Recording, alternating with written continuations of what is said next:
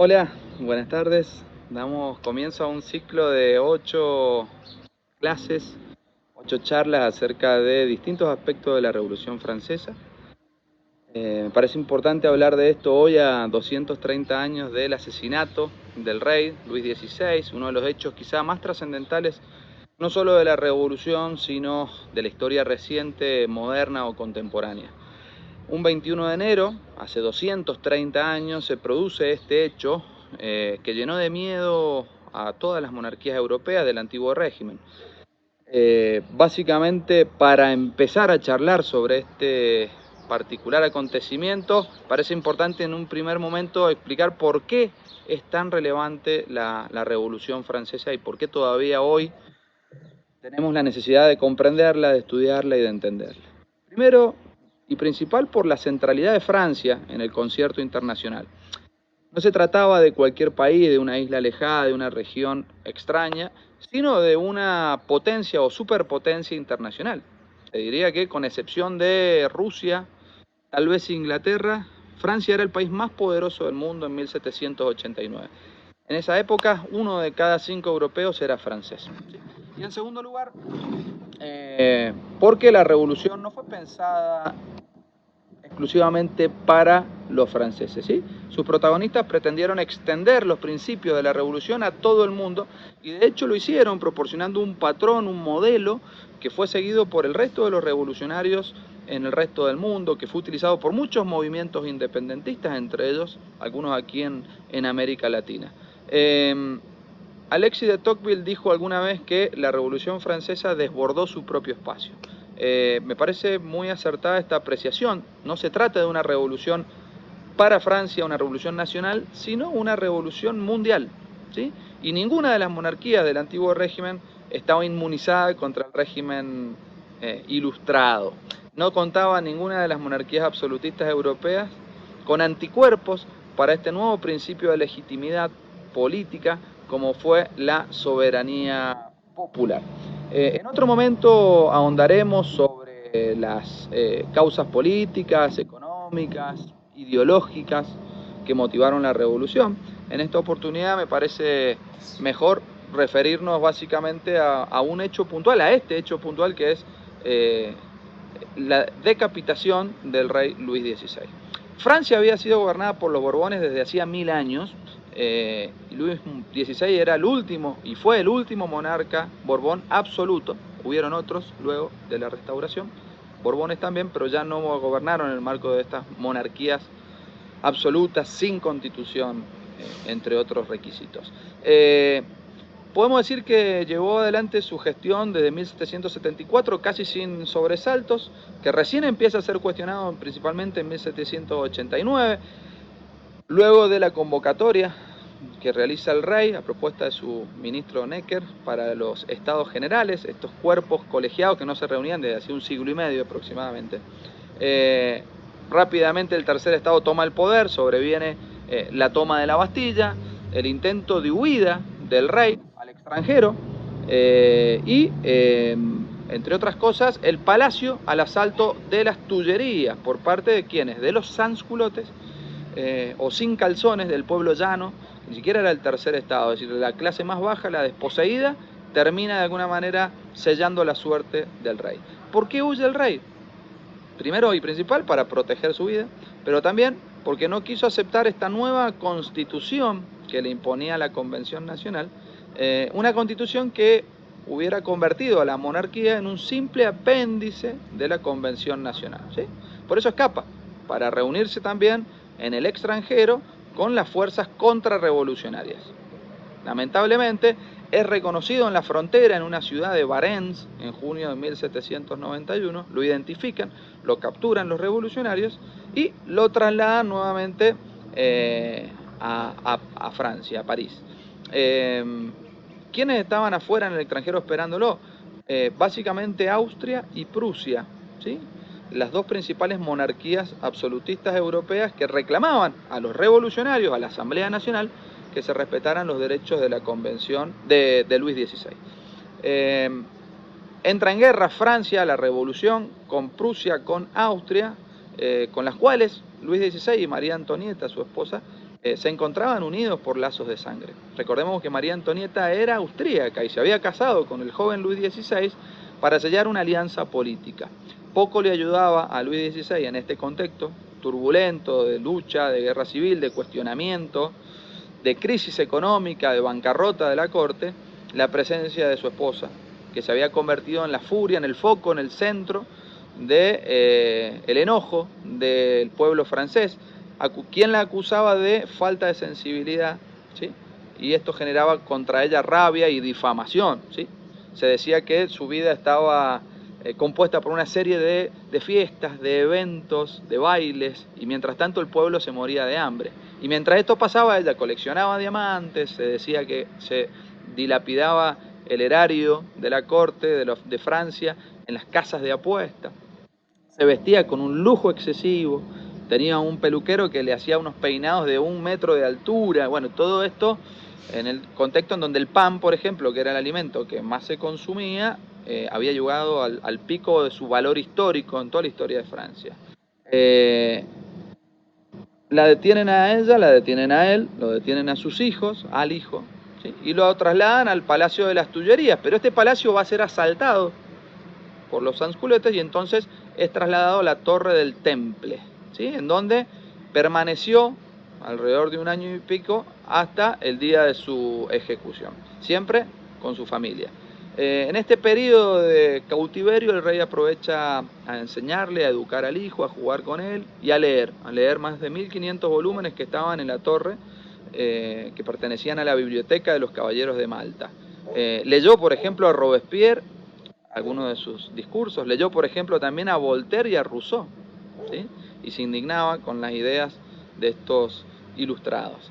Ya nadie en cautiverio lo llamaba señor, nadie le decía su majestad, simplemente le decían Luis. Es más, ni rey era ya, puesto que la revolución despoja al rey de este título y se lo pasa a llamar ciudadano Luis Capet. ¿Por qué Luis Capet? En honor al apellido de quien fundó la dinastía de los Borbones 1000 años antes, Hugo Capet. Por ese entonces descollaba la figura del revolucionario por antonomasia, Maximiliano de Robespierre, un hombre de gran capacidad política, práctica y también intelectual, muy austero, con una conducta moral intachable, hasta tal punto que le habían apodado el incorruptible. ¿Sí? Ya nos vamos a referir en un capítulo de este ciclo a Robespierre. Él era el líder de los jacobinos y el líder del grupo político que con más fuerza promueve la condena a muerte del rey y su esposa. A pesar de que este grupo lo quería ejecutar, otros revolucionarios estaban a favor de encerrarlo simplemente, ¿sí? De juzgarlo, pero encerrarlo.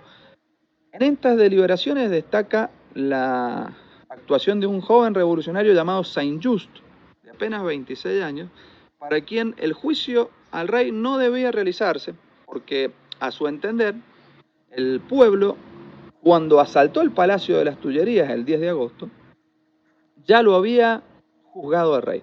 Ese asalto se presentaba como un juicio contra el rey, contra la monarquía. No era necesario, por tanto, desde su punto de vista, realizar un nuevo juicio, ya que el pueblo ya lo había juzgado, y el pueblo, en la Francia revolucionaria, es la autoridad máxima. Es el pueblo quien detenta la soberanía de la nación, no ya el soberano. El nuevo soberano ahora es el pueblo. Por eso no hay que someter a juicio a Luis XVI, sino que había que ejecutarlo rápidamente, sin dilaciones, porque mientras el rey o el ciudadano Luis Capet permaneciera vivo, encerrado, esto servía de excusa a la contrarrevolución. Era un peligro latente. Entonces, se hace el juicio finalmente, no se impone esta postura, se hace el juicio, se lo lleva al estrado, se lo sienta en el banquillo de los acusados y se le hace una lectura de 42 cargos en contra de Luis Capet. Entre ellos, básicamente, conspirar contra la libertad pública y traición a la patria. Todos los cargos presentados pueden ser ubicados temporalmente desde el 89 al 92. Nada se dice sobre la actuación del rey desde 1774 al 89. Pareciera que para los revolucionarios la historia empieza en 1789, en el año de la Revolución. Luis intentó una defensa, buscó abogados que lo defendieran, muy pocos accedieron a hacerlo, obviamente con miedo. De hecho, solo 3 respondieron su llamado y solo uno de ellos asume toda la responsabilidad del caso. Fue el marqués de Males Herbes, ni más ni menos que el bisabuelo materno de Alexis de Tocqueville. Todavía no nacía. Luis XVI valora muchísimo la tarea de este abogado porque, dice, expuso su vida aún sabiendo que no había posibilidad de salvar la mía.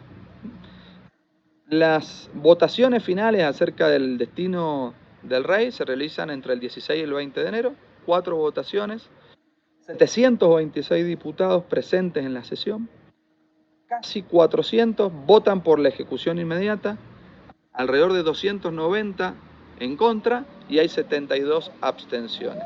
Entre quienes votan a favor de la muerte, de la condena a muerte, está el abate, el párroco, el cura Emmanuel Sieyès, autor del célebre texto ¿Qué es el tercer estado?, ¿sí?, que va a disparar o va a desatar de alguna manera el vendaval revolucionario. Y también muchos, ¿no?, votan a favor, pero también se destaca, me parece interesante mencionarlo, el voto a favor de la muerte del rey del mismísimo primo del rey, ¿sí?, un primo hermano, se llamaba el duque de Orleans. Obviamente ya no era duque, era un asambleísta, había renunciado, se había cambiado su nombre y se había puesto Felipe Igualdad, ¿sí? Felipe Igualdad no va a llegar a ser rey, pero sí su hijo, en 1830, se va a convertir en el rey burgués Felipe de Orleans. Pero esa es otra historia y la vamos a dejar para otro momento. Volviendo al juicio, casi se escapa el rey. Unos meses antes, en agosto del 92, hay una conspiración para liberarlo a cargo de un general, un antiguo general del rey, héroe de la Revolución norteamericana, que se llamaba Lafayette. Francia había intervenido en la revolución en favor de los colonos, Lafayette se había destacado y quiso liberarlo al rey, a la familia real, pero fracasó. Entonces, para evitar cualquier nuevo intento conspirativo, el día de la condena ya hay dispuestos más de 80.000 miembros de la Guardia Nacional en las inmediaciones, ¿sí? Inmediatamente se dispone la guillotina para el día 21 de enero de 1793, exactamente hace 230 años, y efectivamente se lleva a cabo la condena de muerte. Hay muchos mitos sobre la ejecución, como que el rey, por ejemplo, fue llevado a punta de pistola en la sien de la cabeza hacia el cadalso, que lo obligaron a confesar, que confesó, que gritó, que pidió perdón. Bueno, nada de esto al parecer es exacto. Hace no mucho se conoció los escritos de quien fue el verdugo, ¿sí? Las memorias de Charles Henry Sanson, quien fue el verdugo de el rey. Y él dice que el rey llegó tranquilo, que lo trasladaron en una carroza verde desde la Torre del Temple hasta la Plaza de la Revolución, habían cambiado el nombre, que trataron de atarle las manos en todo momento, el rey se negó, decía que no iba a dejar que le ataran las manos, pero bueno, era una regla, una ley, que todos los condenados llegaran con las manos atadas para que no hicieran nada extraño en el momento en que la hoja descendiera sobre la cabeza. Así que finalmente fue obligado a ser maniatado. Dijo unas palabras finales, dijo que perdonaba al pueblo, que moría inocente de todos los cargos de los que se acusaban, que perdonaba en realidad a los que causaron su muerte, pero que también rogaba a Dios que la sangre que se iba a derramar no cayera jamás sobre el suelo de Francia. A las 10:20 de la mañana cae la guillotina. Un guardia de la Guardia Nacional agarra la cabeza, detalle macabro, que había caído en un cesto de mimbre, y la levanta y la muestra al pueblo, haciendo gestos obscenos. La gente lo vitorea, aplaude. Inmediatamente se escuchan disparos de cañón, salvas de cañón, las cuales marcan no solo la muerte del rey, sino también el principio de la transición desde la monarquía absoluta a la república. Más que al rey, se había sometido a juicio y se había condenado a muerte a la mismísima monarquía. Extrañamente, ya nos ocuparemos de esto en otros encuentros de esta serie de capítulos de la Revolución. En pocos años, en una década, una serie de sucesos históricos determinan que la Revolución muerda su propia cola y nuevamente se instaure la monarquía, obviamente ya no con Luis XVI, sino con su hermano menor, Luis XVIII, y después también con un segundo hermano menor, Carlos X. Bonus track ya para cerrar. A veces me preguntan quién fue Luis XVII, porque hablamos del rey Luis XVI, hablamos ahora de su hermano Luis XVIII. ¿Quién fue Luis XVII? ¿Por qué se lo saltea en la sucesión de reyes? Bueno, Luis XVII es ni más ni menos que el hijo menor, el segundo hijo menor del rey Luis XVI. ¿Sí? Luis XVI tuvo dos hijos, el primero muere de tuberculosis durante los estados generales en 1789, de hecho eso es aprovechado por el rey para suspender los estados generales unos meses, un par de meses, declarando luto y duelo nacional, pero después los mismos revolucionarios obligan al rey a volver a las deliberaciones. Y el otro hijo que tenía, el pequeño Luis Carlos, de solo 8 años, que quedó como heredero al trono, digamos, estuvo encerrado con Luis XVI y con su madre María Antonieta en la Torre del Temple, pero luego queda solo después de la decapitación en enero del padre y en octubre de su madre. A María Antonieta también la decapitan varios meses después. Y también a una hermana del rey, ¿sí? La tía Isabel. Bueno, fueron guillotinados básicamente todos los familiares y miembros de la corte. Hay una historia magnífica, muy interesante sobre el misterioso destino de este niño. ¿Qué pasó? Para algunos se escapó, para otros murió también de tuberculosis. Recientemente, para resolver esta cuestión, se exhumó un cadáver en Francia y en el año 2000, relativamente hace poco tiempo, se hizo un análisis de ADN a un cuerpo. Si les interesa esa historia, bueno, es otra. Me dejan algunos mensajes en este video y se las cuento en otra oportunidad. Bueno, seguimos. Semana próxima envío otro video.